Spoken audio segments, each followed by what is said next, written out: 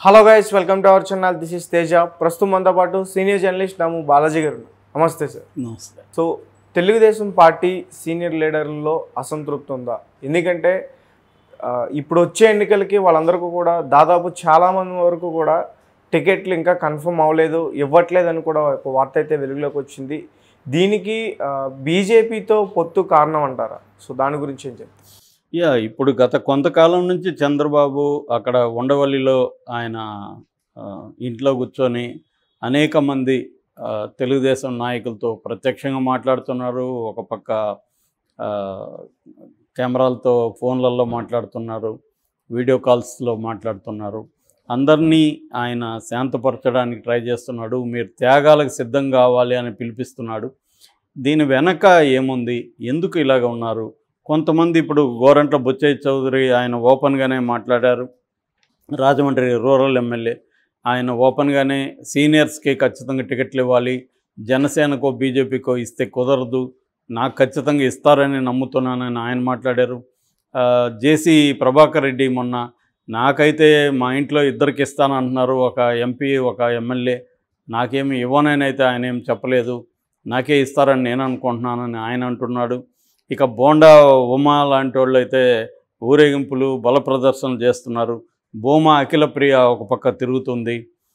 తర్వాత గంటా శ్రీనివాస్ ఆయన నా కొడుకు ఇవ్వాలి, నాకు ఇవ్వాలని ఆయన అడుగుతున్నాడు. అయ్యన్న పాత్రుడు నా కొడుకు విజయ్కి ఇవ్వండి, నాకు ఇవ్వండి అని ఆయన అడుగుతున్నాడు. ఆలపాటి రాజా ఆయన అడుగుతున్నాడు. మండల బొద్దా ప్రసాద్, బోడే ప్రసాద్, ఎన్ఎస్ వర్మ, బొడ్డు వెంకటరమణ వీళ్ళందరూ కూడా తీవ్రమైన ఆందోళనలో ఉన్నారు. అంటే దాదాపు సూపర్ సీనియర్స్ అని చెప్పచ్చు కొంతమంది వీళ్ళల్లో.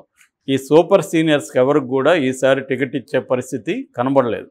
సో వీళ్ళందరిలో కూడా ఒక తిరుగుబాటు వస్తుంది. నిన్ననే న్యూజివీడు తెలుగుదేశం నాయకుడు వెంకటేశ్వరరావు ఆయన పెద్ద ఎత్తున బల ప్రదర్శన చేశాడు కార్యకర్తలతో. ఆయన స్టేజ్ మీద భావోద్వేగానికి గురై కన్నీళ్లు పెట్టుకున్నాడు. ఆయన మీడియాతో కూడా మాట్లాడాడు. నాకు ఇవ్వకపోతే మాత్రం నేను కార్యకర్తలు ఒప్పుకోరు అంటున్నాడు. మీరేం చేస్తారంటే కార్యకర్తలు ఏం చెప్తారు చేస్తాను అంటున్నాడు. అంటే క్లియర్గా ఆయన కూడా తిరుగుబాటు చేసేట్టుగా కనిపిస్తూ ఉంది. ఇలాగా ఇంకొక పక్క గుంటూరు ఉయ్యూరు శ్రీనివాస్కి ఇస్తా అన్నారు, భాష్యం ప్రవీణ్ అన్నారు. సో వాళ్ళిద్దరూ ఆశలు పెట్టుకున్నారు. కాకినాడ సానా సతీష్, నెల్లిమల్ల బంగారాజు. సో ఇలాగా అనేక వైపుల నుంచి చంద్రబాబుకు తిరుగుబాట్లు అనేవి తెలుగుదేశంలో స్టార్ట్ అవుతాయి. ఇప్పటివరకు టికెట్లు అనౌన్స్ చేయలేదు, కానీ ఆయన కొంతమందికి మీరు వెళ్ళి ప్రచారం చేసుకోండి అని చెప్తున్నాడని అంటున్నారు. ఎందుకంటే ఓపెన్గా ప్రకటిస్తే ఇబ్బంది అని చెప్పి. సో దీనికి ప్రధాన కారణం బీజేపీతో పొత్తే. ఎందుకంటే జనసేనతో అయితేనా కనీసం పవన్ కళ్యాణ్ తన మాట వింటాడు. నువ్వు ఇక్కడ వద్దు ఇక్కడ వెళ్ళు అని పవన్ కళ్యాణ్కి చెప్పగలుగుతాడు చంద్రబాబు. కానీ బీజేపీకి చెప్పే పరిస్థితి లేదు. ఎందుకంటే బీజేపీ చాలా స్ట్రాంగ్గా ఉంది. ఖచ్చితంగా నెక్స్ట్ 2024 ఎలక్షన్లలో మళ్ళీ అధికారంలోకి బీజేపీ వస్తుందని దాదాపు దేశంలో అందరూ కూడా నమ్ముతున్నారు. వాళ్ళకి వేవ్ అలాగే ఉంది. ముఖ్యంగా రామాలయం దీంట్లో రామ ప్రాణప్రతిష్ఠ తర్వాత నార్త్ ఇండియాలో గ్రాఫ్ బాగా పెరిగింది. సౌత్ ఇండియాలో కూడా ఎంతో కొంత పెరుగుతుందో తప్ప తగ్గే ప్రసక్తి అయితే లేదు. అంటే డిమినిషింగ్ అంటాం, అంటే తగ్గుముఖం అయితే లేదు, పెరగడమే ఉంది. మరోపక్క ఎన్డీఏ కూటమి విచ్ఛిన్నం అయిపోతుంది. ఎన్డీఏ కూటమిలో ఒక్కొక్కరుగా జారుకుంటున్నారు. కాంగ్రెస్ ఒంటరిది అయిపోతుంది. ఒంటరిగా వెళ్తే కాంగ్రెస్కి 40 సీట్లు కూడా వచ్చే పరిస్థితి ఈసారి లేదు. సో ఈ కాంటెక్స్లో బీజేపీ స్ట్రాంగ్గా ఉన్నప్పుడు చంద్రబాబు పరిస్థితి ఏంటంటే బీజేపీతో పొత్తు లేకుండా జనసేన చంద్రబాబు కలిసి వెళ్దామంటేమో జగన్ భూతం ఒకటి కనిపిస్తుంది. ఆల్రెడీ కేసులతో జగన్ ముందుకు వస్తున్నాడు. 2 కేసుల్లో ఛార్జ్షీట్లు కూడా కోర్టులో ఫైల్ చేసింది సిఐడి. సో ఆ రకంగా జగన్ చంద్రబాబు మీద కేసులు పెట్టుకొని రెడీకి కూర్చున్నాడు. దీని వెనుక మోడీ ప్రభుత్వం లేకుండా ఏమి లేదు. ఖచ్చితంగా మోడీ ప్రభుత్వ ఆశీర్వాదంతోనే జగన్ చంద్రబాబుని జైల్లో పంపి పెట్టాడు. ఇప్పుడు కూడా కేసుల్లో రెడీగా ఉన్నారు. ఒకవేళ పొత్తుల్లోకి వెళ్ళకపోతే చంద్రబాబును లోకేష్ను జైలుకి పంపించే అవకాశాలు కూడా ఉన్నాయి. ఎందుకంటే సింపతి కంటే కూడా బయట లేకపోతే చంద్రబాబు ఆర్గనైజ్ చేయలేరు దీన్నంతా. లోకేష్కి వ్యతిరేకత పెద్ద ఎత్తున వచ్చేస్తుంది. ఎందుకంటే ఆల్రెడీ జనసేన చంద్రబాబు పొత్తుల్లోనే అనేక గందరగోళాలు ఉన్నాయి కాబట్టి దీనంతా ఆర్గనైజ్ చేయాలంటే చంద్రబాబు మాట అయితే వింటారు సీనియర్స్. కానీ లోకేష్ చెప్తే వినకపోవచ్చు. కాబట్టి చంద్రబాబు గారిని కానీ జైల్లో పెట్టేస్తే తెలుగుదేశాన్ని నిర్వీర్యం చేయొచ్చు అన్న ఒక ఆలోచన బీజేపీలో కూడా ఉంది. కాబట్టి చంద్రబాబు ఏం ఆలోచిస్తున్నాడంటే మనం కొంత తగ్గి వాళ్ళకి పార్లమెంట్ సీట్లు ఎక్కువ ఇచ్చేద్దాం, పార్లమెంటు పోతే పోయింది, మనకు పార్లమెంట్ ఇంపార్టెంట్ కాదు, ఆంధ్రప్రదేశ్లో అధికారం ఇంపార్టెంటు, కాబట్టి వాళ్ళు పార్లమెంట్ ఎక్కువ అడుగుతున్నారు, ఇచ్చేద్దాము అని కాంప్రమైజ్ అవుతున్నారు.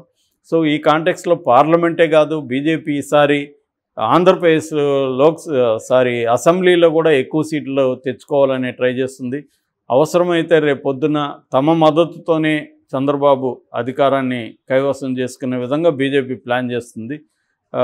ఆల్రెడీ విష్ణువర్ధన్ రెడ్డి బీజేపీ రాష్ట్ర ఉపాధ్యక్షుడు, జాతీయ నాయకుడు, ఆయన క్లియర్గా పదే కొండలు బద్దలు కొట్టినట్టుగా ఆయన ఏం చెప్తున్నాడు, బీజేపీ నుంచే ముఖ్యమంత్రి అవ్వాలి పొత్తులు పెట్టుకుంటే అని ఆయన చెప్తున్నాడు. ఇది ఎందుకు చెప్తున్నాడు, ఒక రకంగా బ్లాక్మెయిల్ చేస్తున్నారు. ఇప్పుడు ఈవెన్ మన ఆంధ్రజ్యోతిలో రాధాకృష్ణ కూడా బీజేపీ బ్లాక్మెయిల్ చేస్తుందని ఎడిటోరియల్ రాశాడు. ఈరోజు కూడా కొత్త పలుకు రాశాడు. కొత్త పలుకులో బీజేపీతో ఎలా జగన్ కానీ ఇటు కేసీఆర్ కానీ ట్రై చేస్తున్నారు అనేది ఆయన రాసుకుంటూ వచ్చాడు. చంద్రబాబు మాట మాత్రం ఎక్కడ తీయలేదు ఆయన. అంటే క్లియర్గా బీజేపీతో చంద్రబాబు పొత్తు ఖరారైనట్టుగానే ఈరోజు కొత్త పలుకులో కూడా మనకు అర్థమవుతుంది. అయితే ఈ పొత్తు అనేది అట్ వాట్ కాస్ట్, అంటే చంద్రబాబు ఏ మూల్యం చెల్లించాలి దీనికి. అంటే ఇప్పుడు ఒక రూమర్ అయితే ఏమొస్తుందంటే 75 సీట్లు బీజేపీ జనసేన కలిసి అడుగుతున్నాయి, 10 ఎంపీ సీట్లు అడుగుతున్నాయి అనేది ఒక రూమర్ వస్తుంది. 75 కాకపోయినా కనీసం ఒక 50 సీట్లన్నా ఇద్దరు కలిసి ఇవ్వాల్సిన పరిస్థితి అయితే ఏర్పడే అవకాశం ఉంది. 50 పోతే ఇంకా 125 మాత్రమే చంద్రబాబుకు ఉంటాయి. సో దీంట్లో తెలుగుదేశంలో నాయకులు అందరినీ అకామిడేట్ చేసే పరిస్థితి చంద్రబాబుకి లేదు. అందువల్ల ఖచ్చితంగా తిరుగుబాట్లు అనేవి జరుగుతాయి, రెబల్స్ అనేవాళ్ళు వస్తారు. రెండోది కొన్ని చోట్ల వైసీపీ నుంచి వచ్చిన వాళ్ళకి కూడా అకామిడేట్ చేయాల్సి ఉంటుంది చంద్రబాబు. నేను వైసీపీ నుంచి వచ్చే వాళ్ళని తీసుకోనని ఆయన ప్రకటించాడు, కానీ కొన్ని ఏరియాల్లో వైసీపీ నుంచి రెబల్స్ వచ్చినప్పుడు వాళ్ళే గెలుస్తారనుకున్నప్పుడు వాళ్ళకి ఇవ్వాల్సి ఉంటుంది. ఇప్పుడు ఆయన యార్లగడ్డ వెంకటరావు ఉన్నాడు వంశీకి పోటీగా, సో ఆయనకి టికెట్ ఆల్రెడీ ఇచ్చేశారుగా. అట్లాగే ఉండవల్లి శ్రీదేవి ఉంది, మేకపాటి చంద్రశేఖర్ రెడ్డి ఉన్నాడు, కోటమిరెడ్డి శ్రీధర్ రెడ్డి ఉన్నాడు. ఇలాంటి వాళ్ళకి అందరికీ ఆల్రెడీ హామీలు ఇచ్చారు. ఇప్పుడు కొలను పార్థసారథి ఉన్నాడు నూజివీడులో, ఆయనకి ఇవ్వబోతున్నారు. అందుకే నూజివీడులో వ్యతిరేకత వస్తుంది. ఇలాగ వైసీపీ నుంచి కనీసం ఒక 10 మంది కన్నా ఎంపీలు ఎమ్మెల్యేలు కలిపి ఇవ్వాల్సిన పరిస్థితి ఉంటుంది. బీజేపీకి ఇవ్వాల్సి ఉంటుంది, జనసేనకి ఇవ్వాల్సి ఉంటుంది. అందువల్ల తెలుగుదేశంలో రెబల్స్ పెద్ద ఎత్తున వచ్చే అవకాశం అయితే ఉంది. ఆల్రెడీ వైసీపీలో పెద్ద ఎత్తున రెబల్స్ వస్తున్నారు. ఆల్రెడీ వైసీపీలో 30 మందికి పైన ఆయన సిట్టింగ్స్ని పక్కన పెట్టేశాడు. దానివల్ల అక్కడ కూడా రెబల్స్గా మారే అవకాశం ఉంది. సో కాకపోతే ఏంటంటే ఇప్పుడు ఒక విచిత్రమైన వాతావరణం. ఇంతకుముందు ఒక పార్టీలో రెబల్స్ ఇంకొక పార్టీలోకి వచ్చేవాళ్ళు, ఇవాళ అది కష్టమైపోతుంది. ఒక పార్టీ నుంచి ఇంకో పార్టీకి కూడా వెళ్ళదని ఆల్రెడీ ఆ పార్టీలో కూడా రెబల్స్ ఉన్నారు. సో ఇది ఒక డిఫికల్ట్ సిచ్యువేషన్గా మనం చెప్పుకోవచ్చు అన్ని పార్టీల్లో.